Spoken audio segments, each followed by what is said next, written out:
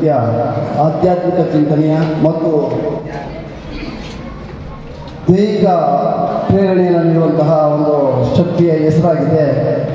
ಅದೇ ರೀತಿ ಈ ಒಂದು ಶಾಲೆಯ ವ್ಯವಸ್ಥಾಪಕ ಇರ್ಬೋದು, ಮ್ಯಾನೇಜರ್ ಇರ್ಬೋದು, ಎಲ್ಲರೂ ಈ ಒಂದು ಪೇರೆಂಟ್ಸ್ಗೆ ಆಯೋಜಿಸುವಂತಹ ಮ್ಯಾರಥಾನ್, ನಾನು ಈ ಒಂದು ಮ್ಯಾರಥಾನ್ ಓಡಬೇಕು ಅಂತ ಬಂದು ಮಗು ಹೇಳಿದಾಗ ಹೋಗಮ್ಮ ಅಂತ ಸ್ವಲ್ಪ ಬೈಕೊಂಡಿದ್ದು ಉಂಟು. ನಾನು 5 ಕಿಲೋಮೀಟ್ರ್ ಸುಮ್ಮನೆ ಅಲ್ಲ, ನಮ್ಮ ಮಾಂಸ ಕಂಡಗಳೆಲ್ಲ ಬೇಯ್ಕೊಂಡ್ಬಿಟ್ಟಿದ್ದೆ ಆಗಲಿ ಓಡಿ ಓಡಿ.